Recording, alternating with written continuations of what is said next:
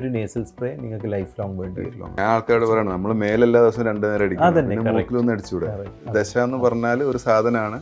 അപ്പോൾ അത് അലർജിയുടെ ഭാഗമായിട്ടുള്ള ദശയാണെങ്കിൽ മിക്കവാറും ചെയ്താൽ വീണ്ടും വരും അല്ലേ? അതന്നെ, ഓൾമോസ്റ്റ് ഓൾ കേസസ്. അപ്പോൾ പോളിപ്സ് എന്ന് പറയുന്നത് അലർജി കൊണ്ടുണ്ടാവുന്ന നേസൽ പോളിപ്സ് അല്ലെങ്കിൽ 2 സൈഡിലുണ്ടാവുന്ന ദശ നമ്മൾ കഴിയുന്നിടത്തോളം നമ്മൾ കൺസർവേറ്റീവായിട്ട് മാനേജ് ചെയ്യും.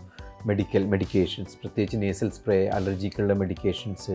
നമുക്കറിയാം അലർജി വലിയൊരു ടോപ്പിക്കാണ്. അതിനുള്ള മെഡിക്കേഷൻസ് ഇൻക്ലൂഡ് ഈവൺ ഇമ്മ്യൂണോതെറാപ്പി.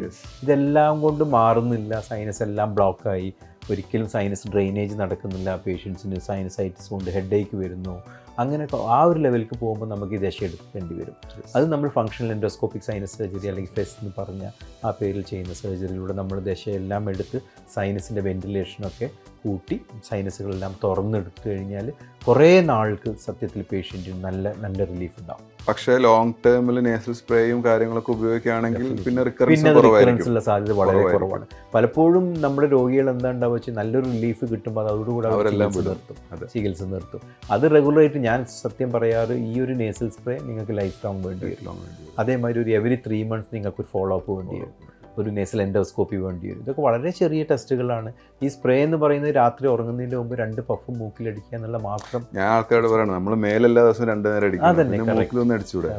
ഞാൻ പറയുക, നിങ്ങൾ ലൈഫ് ലോങ് രാവിലെ ടൂത്ത് ബ്രഷ് ചെയ്യുന്നത് പോലെ നിങ്ങൾക്ക് രാത്രി ഇത് നിങ്ങൾ ചെയ്തേ പറ്റൂ. അല്ലെങ്കിൽ ഈ ഒരു സർജറി നിങ്ങൾക്ക് അറിയാലോ എത്ര ബുദ്ധിമുട്ടുള്ള സർജറിയാണ്. അപ്പോൾ അത് ഒഴിവാക്കണമെങ്കിൽ നിങ്ങൾക്ക് ഈ നേസൽ സ്പ്രേ കണ്ടിന്യൂസ് ആയിട്ട് ഉപയോഗിക്കണം.